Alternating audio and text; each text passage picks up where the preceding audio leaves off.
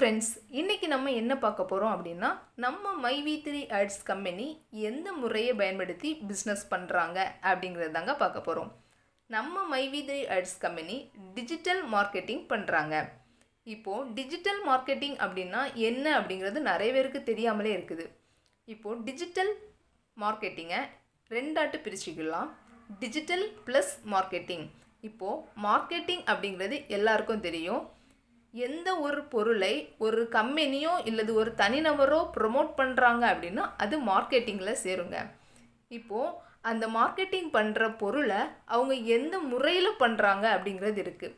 சிலவங்க சோசியல் மீடியாவில் பண்ணலாம், சில பேர் டிஜிட்டல் முறையில் பண்ணலாம். நம்ம கம்பெனி டிஜிட்டல் முறையில் பண்ணுறாங்க. அதனால இது டிஜிட்டல் மார்க்கெட்டிங் கம்பெனி. சரிங்களா? டிஜிட்டல் மார்க்கெட்டிங்கை பற்றி இன்னும் சிம்பிளாக சொல்லணும் அப்படின்னா, கம்ப்யூட்டர், மொபைல் ஃபோன், இன்டர்நெட், இது எது வழியாக மார்க்கெட்டிங் ஸ்ட்ராட்டர்ஜியை நம்ம கொண்டு வந்தாலும் அது டிஜிட்டல் மார்க்கெட்டிங்கை தாங்க சேரும். இப்போது ட்ரெடிஷ்னல் மார்க்கெட்டிங்க்கும் டிஜிட்டல் மார்க்கெட்டிங்க்கும் உள்ள வேறுபாடு என்ன அப்படிங்கிறது நம்ம தெரிஞ்சுக்கணும். இப்போது மார்க்கெட்டிங் அப்படிங்கிறதுக்கு வேறுபாடு எதுவும் கிடையாது. மார்க்கெட்டிங் என்பது அப்படியே தான் இருக்குது. ஆனால் காலத்துக்கு ஏற்றவாறு அதை பயன்படுத்தும் விதம் தான் மாறுபட்டு இருக்குது. சரிங்களா?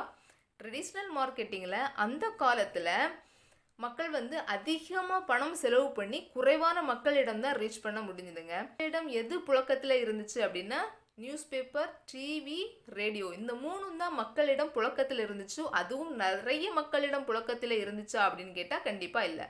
அதனால தான் அதிக பணம் செலவு பண்ணி குறைவான மக்களிடம் தான் ரீச் பண்ண முடிஞ்சுது. டிஜிட்டல் மார்க்கெட்டிங்கில் ஒரு பொருளை அவங்க மார்க்கெட்டிங் பண்ணணும் அப்படின்னு நினச்சாங்க அப்படின்னா குறைவான பணம் செலவு பண்ணி அதிகமான மக்களிடம் ரீச் பண்ண முடியும். சோசியல் மீடியாவை எடுத்துக்கிடுங்க. இதில் நிறைய பிளாட்ஃபார்ம் இருக்குது. Google search, WhatsApp, Facebook, Instagram அப்படி நிறைய பிளாட்ஃபார்ம் மூலமாக அவங்க பொருளை அவங்க மார்க்கெட்டிங் பண்ண முடியும். அதுவும் மட்டும் இல்லாமல் அவங்க ஈஸியாக நிறைய மக்களிடம் ரீச் பண்ணவும் முடியும்.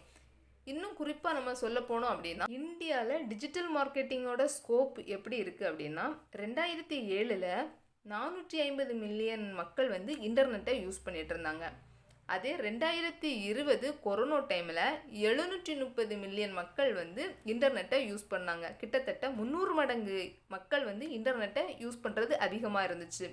2021 830 மில்லியன் மக்கள் இன்டர்நெட்டை யூஸ் பண்ணாங்க. கிட்டத்தட்ட 100 மில்லியன் மக்கள் இன்டர்நெட்டை அதிகமாக யூஸ் பண்ணியிருக்காங்க.